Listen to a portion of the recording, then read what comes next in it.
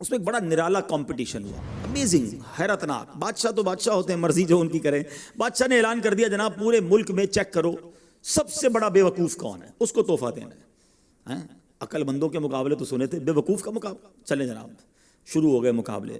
عجیب عجیب بے وقوف آتے تھے، اپنے کرتب دکھاتے، اپنی باتیں دکھاتے۔ وزیر تھے جو ٹیسٹ کرتے کرتے کرتے آخر کار ایک بندہ ایسا تھا جس سے بڑا بے وقوف پورے ملک میں نہیں تھا، بادشاہ کے سامنے کھڑا کر دیا کہ بادشاہ سلامت بڑے تجربے کیے، بڑے ٹیسٹ کیے، he is the biggest fool of our country, یہ ہمارے ملک کا سب سے بڑا جو ہے نا بے وقوف ہے۔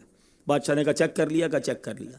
بادشاہ نے اپنی مالا اتاری سونے جواہرات کی، اس بے وقوف کو پہنا دی۔ بے وقوف بڑا خوش گھر آیا۔ تھوڑے دن ہوئے تو بے وقوف کو پتہ چلا کہ بادشاہ سلامت بڑے بیمار ہیں۔ کہتا اچھا میں بھی جاؤں گا دیکھنے۔ تھا تو بے وقوف نا، سمجھ تو پڑتی نہیں تھی۔ چلا گیا بادشاہ کے پاس، کہا بادشاہ سلامت کیا حال ہے آپ کے، سنائیے، سنا ہے بڑے بیمار ہو گئے ہیں۔ بادشاہ بہت زیادہ بیمار تھا، آخری لمحات تھے، کہتا ہے بس اب تو اس جہان کو چھوڑ کر جا رہا ہوں۔ بے وقوف کہتا ہے بادشاہ کو اچھا آپ کہیں اور جا رہے ہیں؟ کہاں جا رہے ہیں؟ اس کو یہ بھی نہیں پتا تھا کہ مرنا بھی ہوتا ہے، بے وقوف جو تھا۔ تو بادشاہ کہتا ہے میں اس دنیا کو چھوڑ کے دوسری دنیا میں جا رہا ہوں۔ اچھا تو بادشاہ سلامت یہ بتائیے کہ ادھر میں دیکھتا ہوں آپ کا بہت بڑا محل ہے، بیوٹیفل بیڈ رومز ہیں، شاندار مکان ہے، جدھر جا رہے ہیں ادھر مکان بنا لیا آپ نے؟ تو بادشاہ کہتا نہیں ادھر تو میں نے جھوپڑی بھی نہیں بنائی ہے۔ اچھا بادشاہ سلامت میں دیکھتا ہوں آپ کے پاس بہت پیسے ہیں، بڑا مال ہے، آپ تو بانٹتے بھی سونا ہی ہیں، سونے کے جواہرات کے ڈھیر لگے ہوئے ہیں آپ کے پاس، جدھر جا رہے ہیں ادھر پیسے بھجوا دیے نہیں بھجوائے؟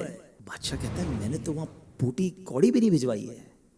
اچھا بادشاہ صاحب میں دیکھ رہا ہوں آپ کے آس پاس بڑے خادم خادمائیں، کنیز غلام ہیں، ہر طرف آپ کے خدمت گار ہیں، جدھر جا رہے ہیں ادھر کچھ غلام کنیز خادمہ بھجوائے نہیں بھجوائے؟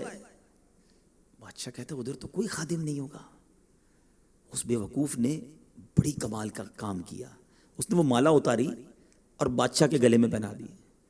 کہا حضور پھر مجھ سے بڑے بے وقوف تو آپ ہوئے نا، آپ کو پتہ ہے آپ کہیں اور جا رہے ہیں، آپ کو پتہ ہے اس دنیا سے آپ کسی اور دنیا میں جا رہے ہیں، نہ گھر بنایا، نہ پیسے بھجوائے، نہ خادم بھجوائے، کرو گے کیا ادھر؟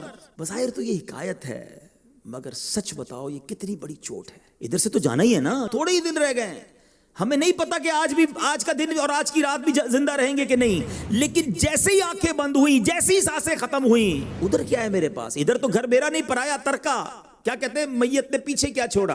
جیسے ہی میری اور آپ کی آنکھیں بند ہوں گی نا، حساب کتاب شروع ہو جائے گا، یہ بیٹے کو کتنا ملے گا، بیٹی کو کتنا ملے گا، بیوی کو کتنا، جناب رشتہ دار سارے حساب کتاب لے کے بیٹھ جائیں گے، میرا کچھ بھی نہیں بچنا۔